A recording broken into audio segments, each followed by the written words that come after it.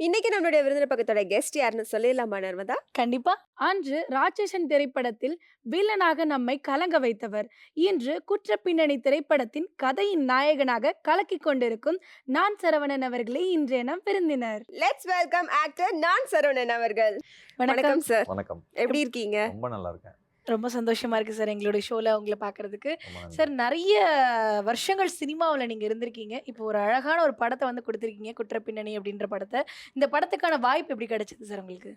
குற்றப்பின்னணி இப்ப அது வந்து இயல்பா டெய்லி நியூஸ் பேப்பர் பார்க்குற ஒரு எல்லாரும் சந்திக்கிற, அதாவது எல்லாரும் இல்ல, ரொம்ப ரேரா தான் அந்த தப்பு நடக்குது. அத பத்தின கதை தான். இது வந்து பெரிய கதையெல்லாம் இல்ல. பட் ஆனா இத சொல்லியே ஆகணும். ஏன்னா யாருமே நமக்கு நடக்கிற வரையிலும் அது தெரியாது.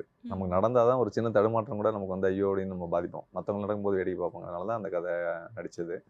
அவரு இயக்குனர் இஸ்மாயில்ன்னு சொல்லிட்டு, நான் சென்னைக்கு டே 1 அதான் வாய்ப்பு தேடி வந்ததுலேருந்து ஒரு பாசிங்ல பார்ப்போம். ஒரு வாக்கிங்லயோ, மார்னிங்ல இல்லன்னா அத ஒரு படம் பார்த்துட்டு வரும்போதோ பார்ப்போம். அவர் சொல்லிட்டே இருப்பார். நல்லா வருவ, ட்ரை பண்ற, நல்லா வருவேன்னு சொல்லிட்டே இருப்பாரு. ஒரு ராட்சசன் வெற்றிக்கு அப்புறம் திடீர்னு நான் ஒரு சின்ன படம் பண்றேன் வந்து பண்ணி குடு அப்படின்னாரு. எந்த கேள்வியும் கேட்காம போய் பண்ணி குடுத்தது தான் குற்றப்பின்னணி. எங்களுக்கு ஒரு சந்தேகம் இருக்கு சார். எந்த கேள்வியும் கேட்கல அப்படின்றப்போ வந்து இந்த சம்பளங்கள் விஷயங்கள் அத பத்திலாம் இல்ல பேசுவீங்க. எதுவுமே கண்டிப்பா கேட்கல. ஏன்னா அவரு ஆல்ரெடியே வந்து ஒரு 5 படம் பண்ணியிருக்காரு. இப்ப சினிமா என்னன்னா, நீங்க ஒரு சின்ன பட்ஜெட்ல பண்ணாலும் சரி, ஒரு கமல் சார் படம், ரஜினி சார் படம், இல்ல பெரிய பட்ஜெட் லைக்கா இல்ல எவ்வளவு ஏவிஎம் புரொடக்ஷன் எதுவா இருந்தாலும் ஸ்க்ரீன் ஒண்ணு தான். ம். அது வந்து ஆடியன்ஸ் குடுக்குற மரியாதை தான். அப்படிங்கும்போது அவரு ஆல்ரெடி ஒரு 4, 5 சின்ன படம் பண்ணியிருந்தாலும், நமக்கு ஒரு அங்கீகாரம் வந்து நம்ம நடிக்கிறதுக்கு முன்னாடியே குடுத்த ஒரு மனுஷன். அதனால அவருக்கு அந்த ஹியூமனுக்கு குடுத்த மரியாதை தான் வந்து எதுவுமே கேட்காம போனது. Super sir. அதுல எனக்கு சந்தோஷம் தான். இன்னைய வரையிலும் எனக்கு எந்த எதிர்பார்ப்பும் இல்ல.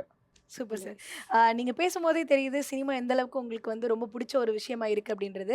ஏன்னா வந்துட்டு, ராட்சசன் படத்துல வந்துட்டு முழுக்க முழுக்க பேசப்பட்ட ஒரு கதாபாத்திரம் அப்படின்னா, அந்த வில்லன் ஆமா. கதாபாத்திரம். ஆனா, அதுல வந்து முகமே தெரியல அப்படின்ற ஒரு வருத்தம் வந்து எங்களுக்கு இருந்தது. உங்களுக்கு இருந்ததா சார்? வருத்தம் என்ன எப்ப இருந்ததுன்னா, படம் ரிலீஸ் ஆகி அத மக்கள் கொண்டாடிட்டு இருக்கும்போது இருந்தது. ம். ஆஹா. அதுக்கப்புறமும் இல்ல, அதுக்கு முன்னாடியும் இல்ல. அந்த கொண்டாட்டம் பண்ணும்போது தியேட்டருக்குள்ள உட்காந்துருப்பேன். எனக்கு முன்னாடியே சில பேர் அப்படியே அத வேற கொண்டாடிட்டு இருக்கும்போது, அது நான் தான் போய் சொல்ல தோணும். அ சொன்னாலும் நம்ப மாட்டாங்க. இப்போ வரையுமே சில பேர் நம்ப மாட்டேங்கிறாங்க. அது வேற கத. அந்த நேரத்துல சொல்ல தோணும். ஐயோ! நமக்கு தெரியலையே அப்படிங்கிறது அந்த நேரம் மட்டும் இருந்தது. அதுக்கு முன்னாடி என்னன்னா, நான் நெறைய படங்கள் பார்த்துருக்கோம். ம். ஒரு ஒரு 100, 200 பேரோட உழைப்புல யாரோ ஒருத்தர் செய்யற ஒரு சின்ன தவறுனால இந்த படம் மொக்கையா போயிடுச்சு அப்படிம்பாங்க. ஒரு ம். கேரக்டர் ஒழுங்கா நடிக்காதனால, இல்ல ஒரு கதாபாத்திரம் ஒழுங்கா இல்லாதனால, ஐயோ! இது ஏன் அவன் நடிச்சான்? வேற யாராவது போட்டுருக்கலாம்ல. இது இது இந்த சீன் இல்லாம இருந்திருக்கலாம்லன்னு நான் நெறைய கேட்டுருக்கேன். சின்ன வயசுலேருந்து படங்கள் கேள்வி கேட்டுருக்கேன். ம். அந்த வாய்ப்புக்கு நான் அலையறக்கூடாதுன்னு மட்டும் பயம் இருந்துச்சு. இவனால இது ஹோல் ஆச்சு அப்படிங்கிறது மட்டும் இருக்கக்கூடாது அப்படிங்கிறது மட்டும் பயந்துட்டு இருந்தேன்.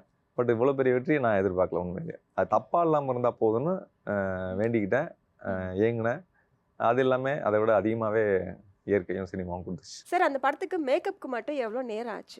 ஃபர்ஸ்ட்டு டெஸ்ட் எடுக்கும்போது ஒரு 6 மணி நேரம் ஆச்சு. அதான் ம். ஃபர்ஸ்ட்டு டெஸ்ட் எனக்கு தான் அப்படிங்கும்போது ஒரு 4, 5 பீஸ் வைப்பாங்க. இங்க ஜாக்கு 1, அங்க கன்னத்துக்கு 1, நெத்திக்கு 1, இன்னும் 4, 5 பீஸ் ஜாயிண்ட் ஆகுது. சிங்கிள் பீஸ் கிடையாது. ம். அதனால அது ஃபர்ஸ்ட்டு அவர் ட்ரை பண்ணும்போது மேக்கப் அண்ணன் நான் சொல்லியே ஆகணும். வினோத் சுகுமாரன் சொல்லிட்டு கமல் சார் ஒரு தடவ வந்து இங்க தமிழ்நாட்டுல உள்ள எல்லா மேக்கப் மேனுக்கும் தனியா ஃபாரின்லேருந்து ஆள கூட்டிட்டு வந்து கிளாஸ் வச்சிருக்காரு. ஒரு ஓகே. 10 இயர்ஸ்க்கு முன்னாடி. ஆஹா. அப்ப இங்கேருந்து நெறைய பேரு போய் இன்ட்ரெஸ்ட் எடுத்துக்கல. அந்த இன்ட்ரெஸ்ட் எடுத்துக்கிட்ட ஒரு 10, 15 பேர்ல இவர் நம்பர் எல்லா கிளாஸுக்கும் போய் எல்லாத்தையும் கத்துக்கிட்ட ஒருத்தர். வினோத் சுகுமாரன் நம்ம டப்பிங் மேக்கப் யூனியன்ல இருக்காரு. ம். ம்.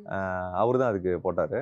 ஃபர்ஸ்ட்டு ஒரு 2, 3 மேக்கப் போடும்போதெல்லாம் 6 மணி நேரம், 7 மணி நேரம் ஆகும். ஏன்னா அவருக்கு எப்படி ஒட்டணும், எவ்வளோ நேரம் அது நிக்கும் தெரியாது. இப்ப ம். கமல் சார் மாரி ஆளுங்க அது மாரி மேக்கப் போடுறாங்கன்னா, அவருக்கான அந்த எக்யூப்மெண்ட்ஸ் வேற, அவங்களுக்கான வர ஆட்கள் வேற. இங்க நமக்கு எல்லாமே ட்ரெய்னி, நான் புதுசு, எனக்கு அத பத்தி 0. அவருக்கு ஒரு தெரிஞ்ச அளவுக்கு அடாப்ட் ஆகுறதுக்கு கொஞ்சம் கஷ்டமாச்சு. அதுக்கப்புறம் ஷூட்டிங் போக, போக அப்படியே கொஞ்சம் கொஞ்சம் குறைஞ்சுது. 6 மணி நேரங்கிறது 5 1/2 மணி நேரம், 5 மணி நேரம். அ அப்படியே கொஞ்சம் கொஞ்சமா குறைஞ்சு கடைசியில 4 1/2 மணி நேரம் வரலையும் போட்டோம். ஒரு மேக்கப்ங்கிறது 4லேருந்து 4 1/2 மணி நேரம் ஆகும். அது கொஞ்சம் வெயில் அதிகமா இருக்கு. அந்த கிளைமேட்டு, அந்த ஸ்பாட் வந்து எப்படி இருக்கோ அத பொறுத்து கொஞ்சம் மாறும். ம். இப்ப கொடைக்கானல்லாம் போட்டோம். அங்கலாம் வந்து ஒரு 3 1/2 மணி நேரத்திலேயே போட்டோம். ஏன்னா கூலிங் கிளைமேட்னால டக்குனு ஒட்டிக்கிச்சு. இப்ப நம்ம ஊர்ல போட்டா என்ன ஆகும்னு தெரியாது. ஒட்டவே ஒட்டாது, எடுத்துக்கும். அதுக்கு ஒரு 5 மணி நேரம் ஆச்சு. நீங்க போடுற அளவு விட கொஞ்சம் கம்மியா தான் இருக்கும்னு நெனைக்கிறேன். சார் பங்கமா கலாய்ச்சிட்டீங்களே சார் எங்கள. ஆனா சார் நீங்க யோசிச்சீங்களா சார்? இந்த மாதிரி வந்து இந்த மேக்கப் போட்டு இந்த கேரக்டர் யார் வேணா பண்ணியிருக்கலாம். ஆனா நம்ம பண்ணணும். நம்ம பண்றதுனால இதுக்கு வந்து ஒரு பெனிஃபிட் கிடைக்கும் அப்படின்னு நீங்க நம்புனீங்களா சார்? அந்த கேரக்டர் பண்ணறதுக்கு முன்னாடி? ஏங்க அது எவ்வளோ பெரிய விஷயம். ஏன்னா ஒரு கமல் சாரே வந்து எவ்வளோ நாள் கழிச்சு ஒரு அவேஷன் மூவி போட்டாங்க. இல்ல எவ்வளோ ஒரு நடிகன் தன்ன தெரியணும்னு நெனைக்கிற நடிகர்கள் வேற. அதுக்கு ம். நெறைய பேர் இருக்காங்க. தன்ன காட்டிக்கிட்டு, தன்ன புகழ்ந்துக்கிட்டு, தனக்கு ஒரு பெரிய கூட்டத்த வச்சுக்கணுங்கிறது எல்லாரும் ஆசைப்படுறது தான். அது ஒரு வகை.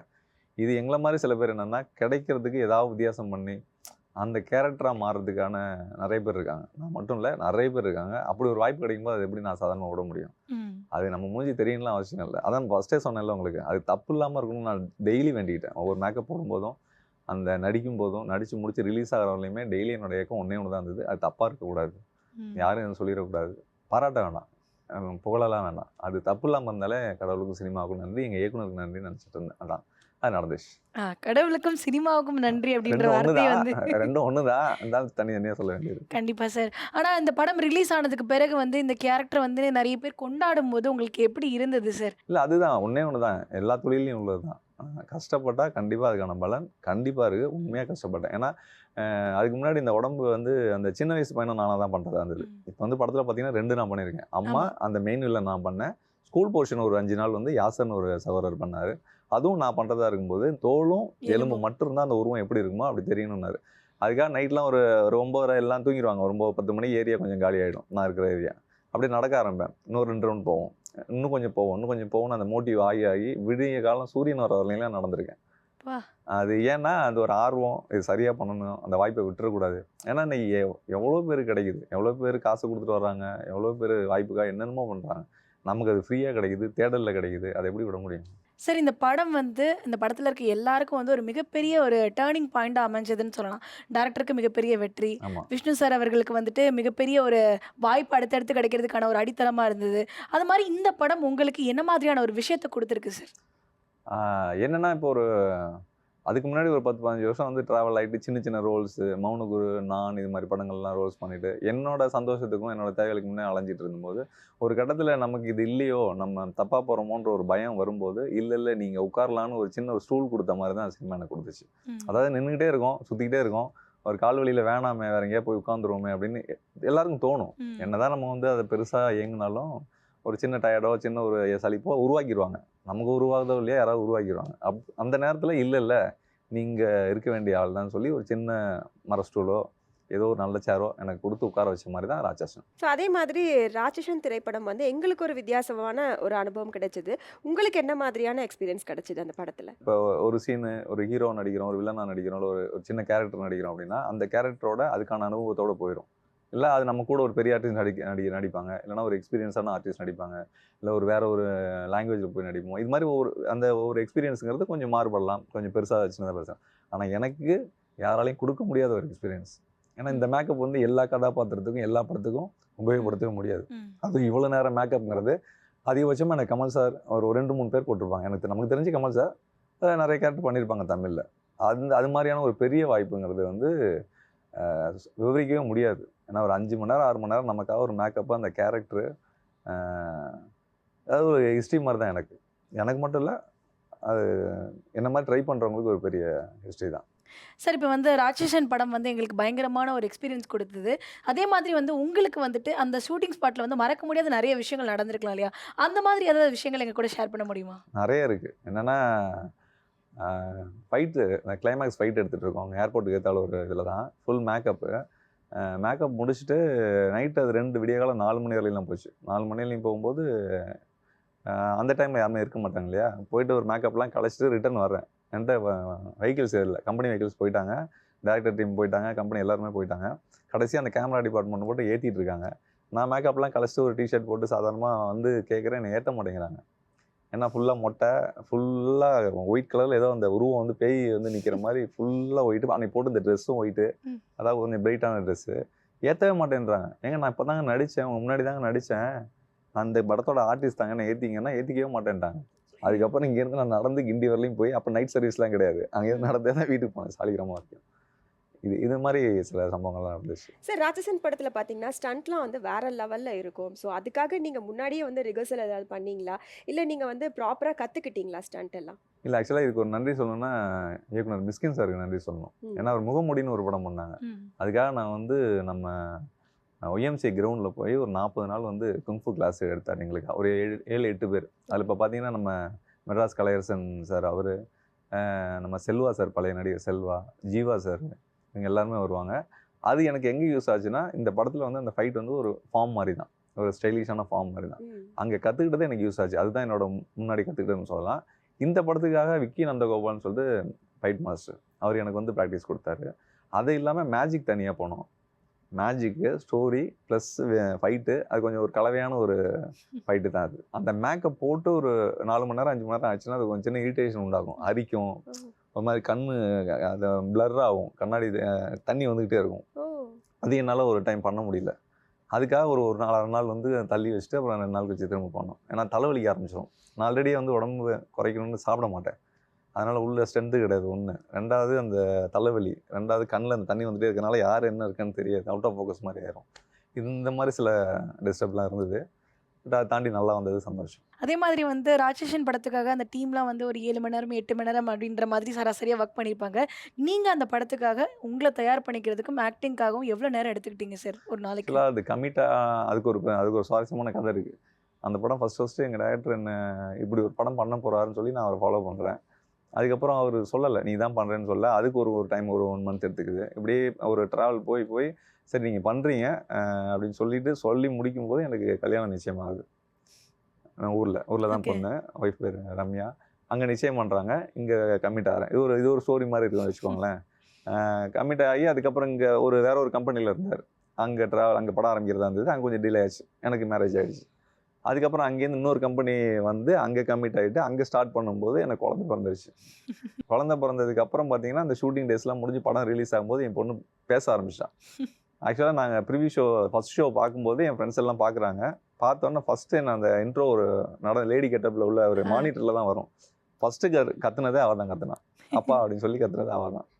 அது அந்த படத்தோட ஒரு ட்ராவல் என்னென்னா அதான் நிச்சயமாகி கல்யாணம் ஆகி குழந்தை பிறந்து அந்த குழந்தை விவரம் தெரிஞ்சு அது என்ன அப்பான்னு கூடும்போது அந்த படம் ரிலீஸ் ஆச்சுன்னா அந்த ட்ராவல் என்னங்கிறது தெரிஞ்சுக்கோங்க. அதே மாதிரி இப்போ வந்து ராட்சசன் படம் வந்து உங்களுக்கு என்ன மாதிரியான ஒரு விஷயத்தை கற்றுக் கொடுத்துருக்கு அப்படின்றத பற்றி நீங்கள் நிறைய விஷயங்கள் சொன்னீங்க சார். ராட்சசன் படத்துக்கு பிறகு உங்களுக்கு சினிமா வாய்ப்புகள் அப்படின்றது எப்படி இருந்தது சார்?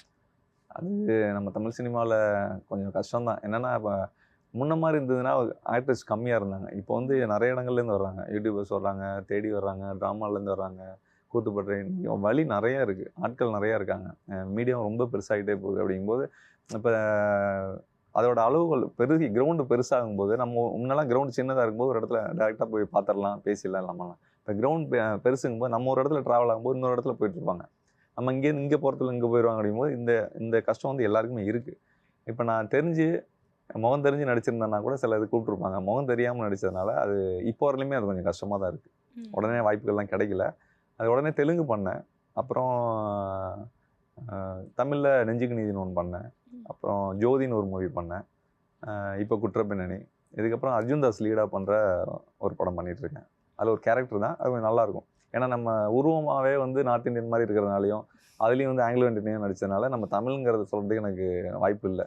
இந்த படத்தில் வந்து விஷால் வெங்கடன் டேரக்டர் சில நேரங்களில் சில மனிதர்கள் பண்ணார்ல, அவரோட படம்.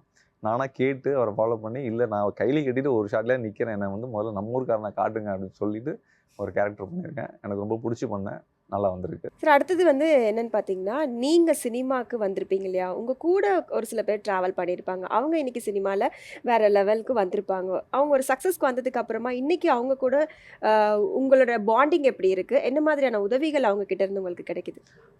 இப்போ நான் ட்ரை பண்ண ஆரம்பித்தப்போ வந்து இப்போ இருக்கிற எல்லா பெரிய நடிகர்கள், அதாவது திரு விஜய் சேதுபதியாக இருக்கட்டும், திரு சூர்யா இருக்கட்டும், அப்புக்குட்டி, முனிஷ்காந்த், விமல், நிறைய பேர் இருக்காங்க. எல்லாருமே அந்த காலகட்டத்தில் தான். என்னென்னா இப்போ ஆனால் எல்லாருமே ஒன்றா இருந்தோம், ஒன்றா ட்ராவல் ஆனவங்க கிடையாது. அவங்களாம் வந்து இங்கே சென்னையில் ஒரு கூத்துப்பட்டியில் இருந்தாங்க. நான் திருச்சியிலேருந்து வந்ததுனால எனக்கு ஆல்ரெடி அப்பா ஒரு நாடக கலைஞர்னால என்னோட இது வேறு, அனுபவம் வேறு, அவங்களோட அனுபவம் வேறு. ஆனால் இப்போ ட்ரை பண்ணும்போது என்னென்னா எல்லாம் ஒன்றா தான் போவோம், ஒன்றா தான் வருவோம். ஏன்னா அவர் முதல் படம் தென்மேற்கு பருவ காற்று, நாங்கள் நிற்கிற ஒரு டீ கடை இருக்குது சாலிகிராமத்தில். அங்கே நான் ஒரு பக்கம் நின்றுட்டுருக்கேன், அவர் நின்றுட்டுருக்காரு. அவர் அங்கேருந்து சொல்லி கூட்டிகிட்டு போனாங்க. எனக்கு இன்னும் என் கண்ணிலையும் காதலையும் நல்லா இருக்குது. சீக்கிரம் வா, டேரக்டர் அவுடோர் போகிறாரு, வேறு ஹீரோ கிடைக்கல, உன்னை நான் சொல்லியிருக்கேன் வான்னு திரு கேமராமேன் அருள்தாஸ் ஒருத்தர் இருக்கார், ஒரு அண்ணன், அவர் நடிகர், உங்களுக்கு தெரியும். அவர் சொல்லி கூட்டிகிட்டு போனது இன்னும் என் கண்ணிலையும் காதலையும் அப்படியே கேட்டுட்டு இருக்கு. அது மாதிரி என் கண்ணுக்கு முன்னாடி நிறைய பேர் இருக்காங்க. உதவிகள் செய்கிறாங்களான்னா அது தெரியல, சொல்ல தெரில. எனக்கு சொல்ல தெரிலன்னா என்னென்னா அது காலகட்டம். அவங்க ஒரு பக்கம் போயிடுறாங்க, மறந்துடுறாங்களா இல்லை சூழ்நிலை என்னன்னு தெரில. அப்படி ஒரு நடிகர் இன்னொரு நடிகருக்கு வாய்ப்பு கொடுத்தா தான் இந்த சம்பவம் நடக்கலை, நடக்கணும்னு நான் ஆசைப்பட்றேன். பட் நான் வந்தானே செய்வேன் இங்கே சொல்லிட்டு நாளைக்கு செய்ய முடியாமல் போச்சுன்னா அது என்னோட தவறாகவும் ஆயிரும். பட் ஆனால் செய்யலாம். ஏன்னா ஒரு கதையை இப்பெல்லாம் கேட்குறாங்க, முழுசாக ஒரு கதையை கேட்குறாங்க, இந்த கேரக்டர் தெரியும், நம்ம ஒரு உருவப்படுத்துவோம், இந்த கேரக்டருக்கு இவன் இருந்தால் போதும் அப்படிங்கும்போது நமக்கு தெரிஞ்ச ஆளுங்கும் போது ஈஸியாக சொல்லலாம். ஒருத்தர் இருக்கா நான் சொல்லிவிடுறேன், நீ ஆடிஷன் எடுங்க, குவாலிஃபைடு இருந்தால் கொடுங்க அப்படிங்கிறது தான் என்னோட வேண்டுகோள். அதே மாதிரி வந்து இந்த 2005லேருந்து சினிமா பயணத்தில் வந்து நிறைய இடங்களில் வாய்ப்பு தேடி இருப்பீங்க. அந்த மாதிரி வாய்ப்பு தேடி போகும்போது மறக்க முடியாத இல்லை வலிக்கிற மாதிரியான அனுபவங்கள் கொடுத்த ஏதாவது ஆடிஷன் இருக்கா சார்? ஆடிஷன்ஸு அதாவது புதுசாக அப்போ தான் வந்திருப்பாங்க, நிறைய பேர் டீஸ் பண்ணுறதுக்கெலாம் எடுப்பாங்க, ரொம்ப ரசிப்பாங்க உட்காந்துட்டு, உனக்கு என்ன வருது, எங்கள் இதை பண்ணு அதை பண்ணுப்பாங்க. அவங்க ஆக்சுவலாக மூவே ஆகாது, அது ஆரம்பத்தில் தெரியாது. அதுக்கப்புறம் இப்போலாம் போனீங்கன்னா தெரிஞ்சிடும், அவங்க பேசுகிறதுலே தெரிஞ்சிடும் அவங்க படம் பண்ணுவாங்க பண்ண மாட்டாங்க. எனக்கு உண்மையை சொல்கிறேன், நான் மௌனகுரு, நான், ராட்சசன் இப்போ நடித்த எந்த படங்களுக்குமே நான் ஆடிஷன் பண்ணாத படங்கள் மட்டும்தான் நடிச்சிருக்கேன். ஆடிஷன் பண்ணது வந்து 1000க்கு மேலே பண்ணியிருக்கேன், அந்த எந்த படத்துலையும் நடிச்சதில்லை. இப்போ மௌனகுருவே எடுத்துக்கிட்டிங்கன்னா திரு சாந்தகுமார் இருக்கா இல்லையா, நான் மகாமுனி இப்போ பண்ணார் இல்லையா, அவரே வந்து என்னை பார்த்துட்டு நான் திரும்பி கேட்குறேன், சார் அதில் ஒரு சின்ன கேரக்டர் பண்ணியிருந்தேன் சார், நான் பேசி காட்டுறேன் சார், நான் எப்படி பேசணும்னு கூட தெரியாது சார், நீங்கள் பண்ணுவீங்க போங்க அப்படின்னாரு. நான் படம் அதே மாதிரி தான், அது உருவ ஒத்துமைங்கிறனால, விஜயாண்டி மாதிரி உருவ ஒத்துமை இருந்ததுனால அதுக்கு தேவைப்படல. ராட்சசன்லேயும் அதே மாதிரி கேட்டேன், இல்லை நீங்கள் பண்ணுவீங்க போங்க அப்படின்னாங்க. அந்த நம்பிக்கை அது நமக்கும் ப்ளஸ்ஸாக இருக்கும், அவங்களுக்கும் ப்ளஸ்ஸாக இருக்கும். ஏன்னா இவ்வளோ நாள் ட்ராவல் ஆகிறான், தப்பு பண்ண மாட்டாங்கிற நம்பிக்கை. ஆனால் ஆடிஷனுங்கிற பேரில் நிறைய பண்ணுவாங்க. அதாவது அந்த கண்டென்ட்டே இல்லாமல் ஒன்று பண்ணுவாங்க. படம் சீரியஸாக இருக்கும், காமெடி ஆடிஷன் எடுப்பாங்க, படம் காமெடியாக இருக்கும், சீரியஸ் ஆடிஷன் எடுப்பாங்க. நம்ம என்ன பண்ணுவோம், அதுக்கு ஒன்று பண்ணுவோம். அவங்க அதை பார்த்துட்டு சீரியஸ் தான் வருதுன்னு அவங்களே முடியும். என்ன கண்டென்ட் கொடுத்தா தானே, உங்களுக்கு கதையில் என்ன இருக்குன்னு கொடுத்தா தானே நம்ம அதை பண்ண முடியும். அது மாதிரி தவறுதெல்லாம் நிறைய நடக்கும். அது மாதிரி பண்ணவங்க நிறைய படம் பண்ணவும் மாட்டாங்க. சார், அதே மாதிரி சினிமாவில் வந்துட்டு ஒரு சில விஷயங்கள் தியாகம் பண்ணாதான் நம்ம வந்து அச்சீவ் பண்ண முடியும் அப்படின்னு இருக்கும். அந்த மாதிரி தியாகம் பண்ணாதான் வந்து சக்ஸஸ் பண்ண முடியுமா? இது நேரடியான தியாகம்னு கிடையாது. வந்து ஃபேமிலியில் புரிஞ்சுக்க மாட்டாங்க. நீ என்னதான் நீங்கள் நம்ம மீடியாவில் உள்ளவங்களே வீட்டில் இருந்தால் கூட அது ஒரு கட்டத்தில் ஒரு பெரிய சண்டை நடக்கும். இப்போ ரெகுலராக ஒரு வாட்ச்மேன் நாளைக்கு காலைல 9 மணிக்கு போயிட்டு சாயங்காலம் 6 மணிக்கு வராருங்கிறத, என்ன அவங்க தப்பாக இருந்தாலும் எவ்வளோ முரண் இருந்தாலும் ஒரு ஒத்து போயிடுவாங்க. இப்போ நம்மளுக்கு அப்படி இருக்காது. திடீர்னு ஒரு மாதம் 2 மாதம் வேலையே இருக்காது. திடீர்னு ஒரு மாதம் வந்து டே அண்ட் நைட்டாக வீட்டுக்கு வரவே முடியாது, பார்க்கவே முடியாது, சில இயல்பான வேலைகளை செய்ய முடியாது, பக்கத்தில் இருக்க முடியாது. அந்த நேரத்தில் ஏதாவது முக்கியமான ஒரு நல்ல காரியங்கள் கெட்ட காரியங்கள் ஏதாவது நடக்கும், போக முடியாது. அவங்க சொந்த நம்ம வீட்டில் உள்ளவங்களுக்கோ நமக்கோ இந்த முரண்லாம் இருக்கும்போது இங்கே நிறைய கஷ்டங்கள் இருக்குது. என்னென்னா சினிமாவில் ரொம்ப கஷ்டம் இருக்குது, புரிஞ்சிக்க மாட்டாங்க டக்குன்னு. திடீர்னு எடுத்து நிறைய டிவோர்ஸ்னால் எங்கேயோ ஒரு இடத்துல ஒரு டிவோர்ஸ் நடக்குங்கிறதே எல்லா சினிமாக்காரங்களும் டிவோர்ஸ் பண்ணுறாங்கலாம் கிடையாது. ஏதோ 1-2 புரிதல் இல்லாமல் போகும். நிறைய பேர் நல்லா வாழ்ந்துட்டு தான் இருக்காங்க. அந்த புரிதல் இருந்துருச்சுன்னா தி பெஸ்ட். கண்டிப்பாக சார். அதே மாதிரி வந்து இந்த புரிதல் இல்லை பிரிவு இதுக்கெல்லாமே காரணம் அப்படின்னு பார்த்தீங்க அப்படின்னா ஃபினான்ஸ் அப்படின்ற ஒரு விஷயம். ஸோ அப்படின்றப்போ வந்து சினிமா உங்களை எந்த அளவுக்கு வந்து ஃபினான்ஷியலாக வந்து சாட்டிஸ்ஃபைடாக வச்சுருக்கு சார்? எனக்கு அதான் சொல்கிறேனே, இப்போ நிறைய பேர் கேட்பாங்க, என்னோடய வாய்ஸ் கூட ரொம்ப தின் வாய்ஸ் இருக்குது. நான் டப்பிங்கில் இருக்கேன், 2008லேருந்து டப்பிங்கில் இருக்கேன். எனக்கு கூட உள்ளவங்க எல்லாருமே வந்து நிறைய ஒர்க் போவாங்க, எனக்கு ஒர்க்கு கம்மியாக தான் கிடைக்கும். என்ன ரீசன் நானும் அனலைஸ் பண்ணும்போது என்னோடய வாய்ஸ் வந்து ரொம்ப பேஸ் கிடையாது, பெரிய வாய்ஸ் கிடையாது. அதுக்கு சில பேர் என்ன பண்ணுவாங்க, ஸ்மோக் பண்ணுங்க, எனக்கு அதில் இன்ட்ரெஸ்ட் இல்லை. அது ஏன் இன்ட்ரெஸ்ட் இல்லைன்னா, சென்னை வந்து நம்ம ட்ராவல் ஆகி பழகும்போது நம்ம கையில் 1000 ரூபா தான் இருக்கும். 1000 ரூபாங்கும்போது ஒரு 500 ரூபா ரூமுக்கு, ஒரு 500 ரூபா ட்ரெஸ்ஸுக்கு, ஒரு 200 ரூபா சாப்பாட்டுக்கு, அப்படின்னு நம்ம ஒரு வே பண்ணி வச்சுக்கிட்டதுனால எக்ஸ்ட்ரா செலவுகளுக்கு போகல. அவ்வளோதானே தவிர நான் நல்லவன்லாம் சொல்ல வரல, அதுக்கான வழிக்கு போகிறதுக்கு வாய்ப்பு இல்லை. அப்படி மாதிரி அது மாதிரி கட்டுக்கோப்பாக இருக்கிறத வச்சே செலவு பண்ணிட்டு வந்ததுனால இன்னைய வரலையும் எனக்கு ஃபினான்ஷியலாக தரமாட்டோம் இல்லை. இருக்குது, அது வரும், ஒரு இல்லாமல் இருந்துகிட்டே இருக்கும், திடீர்னு ஒரு பெரிய அமௌண்ட்டாக வரும். அதை நம்ம ஈவன் பண்ணி போகணும். சினிமா எனக்குன்னு இல்லை, சினிமா அதை கரெக்டாக பண்ணிட்டாங்கன்னா எல்லாருக்குமே ஈஸியாக இருக்கும். என்ன பண்ணாங்கன்னா, வந்த உடனே என்ன பண்ணுவாங்கன்னா, ஒரு 5 லட்சம் ஒரு படத்தில் வருது அப்படின்னா டக்குன்னு வேண்டியது எல்லாம் வாங்கி போட்டு காலி பண்ணிடுவாங்க. அப்புறம் அதுக்கப்புறம் கஷ்டம் தான் இருக்கும். அது இல்லாமல் கொஞ்சம் தெளிவாக போனோம்னா ஃபினான்ஷியல் ப்ராப்ளம் யாருக்குமே வராதுங்கிறது அதுவும் ரெக்வஸ்ட் தான் சார். அதே மாதிரி இப்போ வந்து நீங்கள் வந்து தொடர்ந்து வந்து சின்ன சின்ன படங்களாக பண்ணிகிட்டு இருக்கோம், நம்ம கூட வந்து பந்தயத்தில் ஓட ஆரம்பித்தவங்களாம் இன்றைக்கி ஒரு மிகப்பெரிய இடத்துல இருக்கிறாங்க அப்படின்ற ஒரு ஏக்கம் உங்களுக்கு என்னைக்காவது இருந்ததுண்டா சார்? கண்டிப்பாக இல்லைன்னு சொன்னால் அது போய் தான். அது எப்படி இல்லாமல் இருக்கும், நம்ம மனுஷன் தானே எல்லாரும் இருக்கும். பட் ஆனால் அது அவங்களுக்கான உழைப்பு, அவங்களுக்கான சந்தர்ப்பம், அவங்க தேடி போன ஆட்கள், நாங்கள் தேடி போன ஆட்கள், எனக்கான சந்தர்ப்பம், அப்படி தான் பார்ப்பனே தவிர அவங்க இருக்கிற அதே அளவு சந்தோஷம் நானும் இருக்கேங்கிறத நான் நம்புகிறேன். Okay sir. ஆமாம், ஏன்னா ஒரு ஆடியில் போயிட்டு இருப்பாங்க, நம்ம ஒரு சின்ன வண்டியில் காரில் போவோம், அதுதானே தவிர ரெண்டும் ஒரே ரோடு தாங்கிறது என்னோட அசைக்க முடியாத நம்பிக்கை.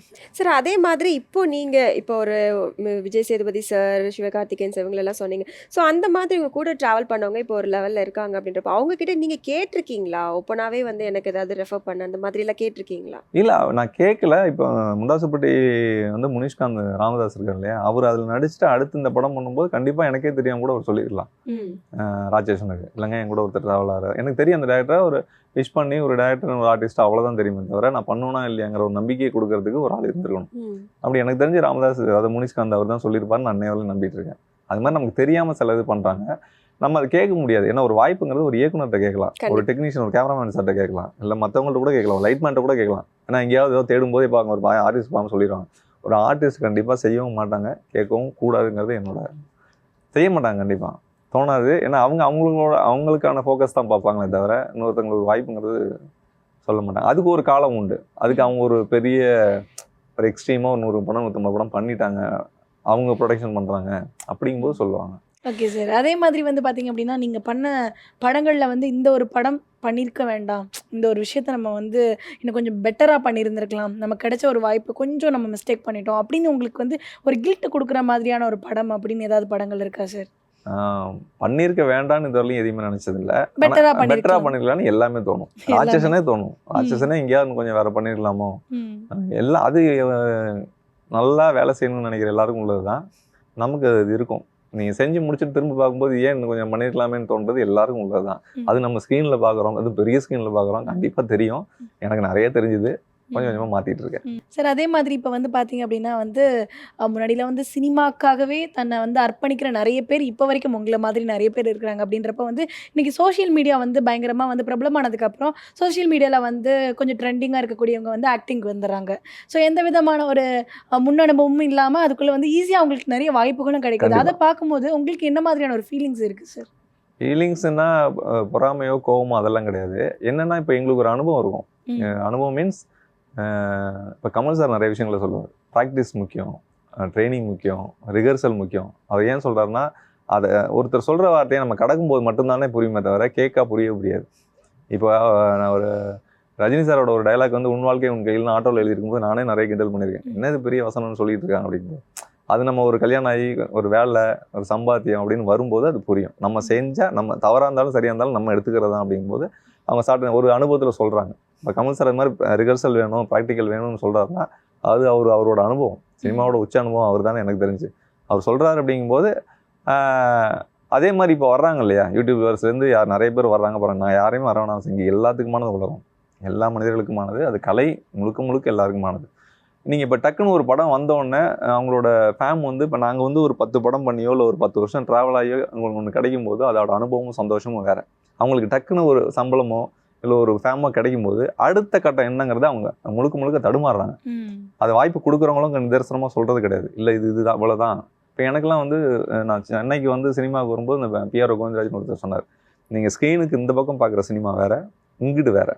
நீ இங்கிட்டு வந்து ஒரு ஏசி தேட்டர்லையோ இல்லை தேட்டருக்குள்ளேயோ உட்காந்துட்டு நல்லா கலர்ஃபுல்லாக ஜாலியாக ஒரு பாப்கார்னை சாப்பிட்டுட்டு சந்தோஷமாக ஒரு ஸ்க்ரீன் பார்க்குறீங்க. ஆனால் அதுக்கு பின்னாடி நடக்கிற வேலை அவ்வளோ கஷ்டமாக இருக்கும். அங்கே வேர்வை இருக்கும், வெயில் இருக்கும், காசு வராது, நிறைய பிரச்சனை இருக்கும். அந்த சினிமா வேறன்னு எனக்கு புரிய வச்சார். அதை புரிஞ்சுக்கிட்டதுனால தான் நான் அன்னையிலேருந்து நேரம் இல்லை சார் நான் சினிமாவில் இருக்கேன்னு சொல்லி இருக்கேன். அவங்களுக்கு என்னென்னா புதுசாக வர்றவங்களுக்கு இது தெரியாது. வந்த உடனே அந்த ஒரு வயசு வேகம், யாரையும் நான் தவறாக சொல்லலை, அவங்க எல்லாருமே வரட்டும், கொஞ்சம் அனுபவத்தோட கொஞ்சம் பொறுமையாக டக்குன்னு அந்த ஃபெமிலியர் இல்லாமல், அது நான் அவங்கள கூட சொல்ல மாட்டேன், டக்குன்னு அவங்கள தூக்கி ஒரு இடத்துல வச்சிடுறாங்கல்ல. ஒரு முட்டையை தூக்கி ஒரு சம்மந்தமே இல்லாத இடத்துல வைக்கிறது நம்ம தப்பு தான். அது கீழே விழுந்து உடஞ்சி அது என்ன பண்ணும் பாவம். அது மாதிரி தான் ஒரு முட்டை மாதிரி தான் பாவமாக வந்து உடஞ்சி போயிடுறாங்க. நீ அவங்களுக்கான ட்ராவல் இல்லவே இருக்க மாட்டேங்குது. ஒரு டைம் வர்றாங்க, ஒரு சிலர் பரிமளிக்கிறாங்க, பெருசாக ஜொலிக்கிறாங்க. எல்லாரும் ஜொலிக்கிறாங்களான்னா இல்லை, அதுக்காக நாங்களும் எல்லாரெல்லாம் ஜொலிக்கலை. பட் எங்களுக்கு அதோட நல்லது கெட்டது தெரியும்.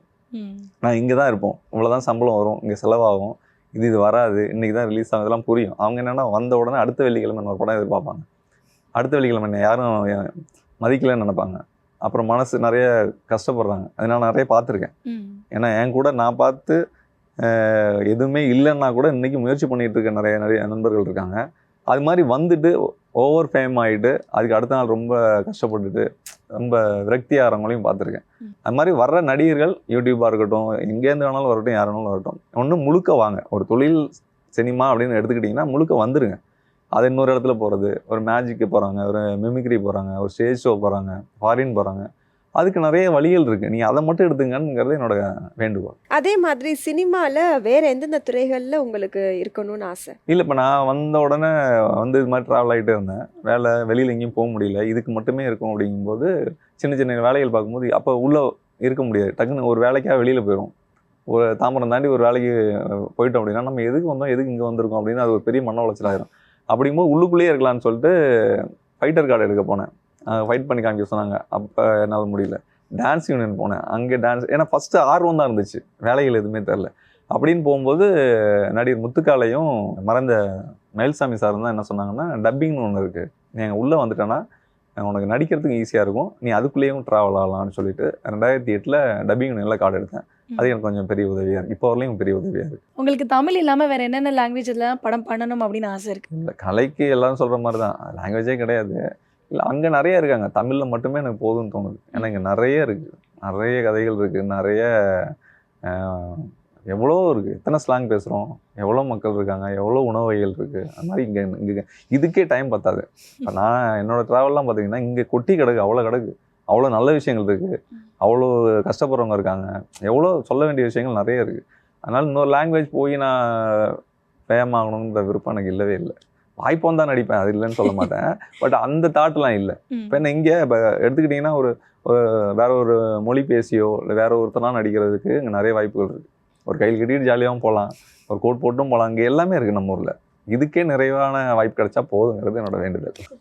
லுக் வைஸ் உங்களை பார்க்குறப்போ நார்த் இந்தியன் மாதிரி இருக்குது. ஸோ தமிழ் இண்டஸ்ட்ரியிலேயே உங்களை வந்துட்டு நார்த் இந்தியன் கேரக்டர்ஸ்க்கு கூப்பிட்டுருக்காங்களா? இன்னொன்று பார்த்தீங்கன்னா கன்னடன் சைடு பார்த்தீங்கன்னா உங்களுக்கு ட்ரை பண்ணியிருக்கீங்களா? அங்கே ஏதாவது வாய்ப்புகள் கிடைச்சிச்சா? ஏன்னா உங்களை வந்து ஒரு சாயலில் வந்து கன்னட நடிகர்களுடைய சாயல் உங்க மேல சாயலும் இருக்கு. இருக்கு. இல்லை, ஐயோ நீ வேற, நான் நடிக்கிற இப்போ கொஞ்சம் பேர்லாம் இருக்குது. அப்போ சுத்தமாக ஃபுல் ஷேவில் இருப்பேன். நிறைய பேர்லாம் நெஞ்சுக்கு நீதி படுத்துற டிராஃபிக், மாதிரி. ஆமாம், டிராஃபிக் போலீஸில் நிறுத்துறோடனே ஃபஸ்ட்டு கேட்பாங்க, வேறு லாங்குவேஜ்லாம் கேட்பாங்க, ஹிந்திலேயே இல்லையோ நான் அரைகுறையே பேசுவாங்க. ஓ இந்த ஊர் தான், ஏன் அப்படின்னு மனசில் நினச்சிட்டு நிறைய இப்போ வரலையும் நடந்துட்டு இருக்கு. நேற்று கூட ஒரு இடத்துல போயிட்டு ஒரு ஏடிஎம்க்கு ஏதோ பண்ணிட்டு இருக்கேன், பக்கத்தில் ஃபோன் கட்காரோ அப்படின்னு ஒருத்தர் கத்துறாரு. ஒரு திரும்பி பார்க்குறேன், தமிழ் தாங்க நான் அப்படின்னா, ஓ ஹிந்தி மாதிரி இருந்தீங்க, எடுத்துங்க ஃபோனை ஆஃப் பண்ணிட்டு பாருங்க அப்படின்னாரு. ஏன்னா அது என்னோட ஒவ்வொன்றும் தோணும். தாடி இல்லைன்னா ஒரு நிறைய தாடி வச்சோன்னா மலையாளியன்னு கேட்பாங்க. ஏன்னா நிறைய பேர் கேட்டது மலையாளியன்லாம் கேட்டிருக்காங்க. தாடி எடுத்துட்டோன்னா ஹிந்திக்காரம்பாங்க. இன்னும் அதில் அதர் கண்ட்ரிலாம் கொண்டு போயிருக்காங்க நிறையா. அதில் வருத்தம்லாம் இல்லை, பல்முகங்கள் இருக்குது இருக்கு. நமக்குள்ள. ஆமா, ஆமா, அப்படின்னு இருக்கு. சந்தோஷம். அதனால தான் இப்போ லாஸ்ட்டாக அந்த விஷால் வெங்கட் சாரோட படம் நடித்ததுக்கு காரணமே தான். அது கொஞ்சம் கைலி கிராமம் அப்படி இருக்கும், அதுக்காக சொல்லும்போது. அதனால தான் மல்லுக்கட்டி எனக்கு சம்பளம் அதெல்லாம் எந்த பிரச்சனையும் இல்லை, நான் அதில் பண்ணியே தீர்றேன்னு நானாக எடுத்துக்கிட்டேன். Okay. சின்ன கேரக்டர் தான், ஊருக்குள்ளே ஒருத்தனாக இருப்பேன். பட் எனக்கு நிறைய இருந்தது. ஓகே, இப்போ என்ன படங்கள் போயிட்டு இருக்கு சார்? அதான் அவர் சில நேரங்களில் சில மனிதர்கள் பண்ண விஷால் வெங்கட் சாரோட அடுத்த படம் அர்ஜுன் தாஸ் லீடாக பண்ணுறாங்க. நல்லாயிருக்கும், ஒரு வில்லேஜ் சப்ஜெக்ட் நல்லாயிருக்கும். காளி நிறைய பேர் பண்ணுறாங்க, அபிராமி இவங்களாம் பண்ணுறாங்க, நல்லாயிருக்கும். அப்புறம் ஒளியும் மொழியும்னு ஒரு படம், பிளைண்டாக நான் எனக்கு ஒரு ஒய்ஃபு, 2 பேருக்கும் பிளைண்டு, எங்களுக்கு கண்ணு தெரிகிற ஒரு குழந்தை பிறக்கும். அதோட வாழ்வியலை பொறுத்து திரு மார்க்ஸ்னு ஒருத்தர், திரு விஜய் சேதுபதி தான் வசனம் எழுதியிருக்காரு. அது ஒரு 80% முடிஞ்சிருக்கு, ஒரு 20% இருக்குது. அப்புறம் அடுத்த தேடல். கண்டிப்பா சார். இதுக்கப்புறம் வந்து உங்களுடைய படங்கள் எல்லாமே வந்து ஒரு சூப்பர் டூப்பர் ஹிட் ஆகணும்னு சொல்லிட்டு எங்களுடைய டீம் சார்பாகவும் ஜெயா டிவி சார்பாகவும் வாழ்த்துக்கள் சார். ரொம்ப நன்றி. Thank you, Jaya sir. டிவிக்கு ரொம்ப நன்றி.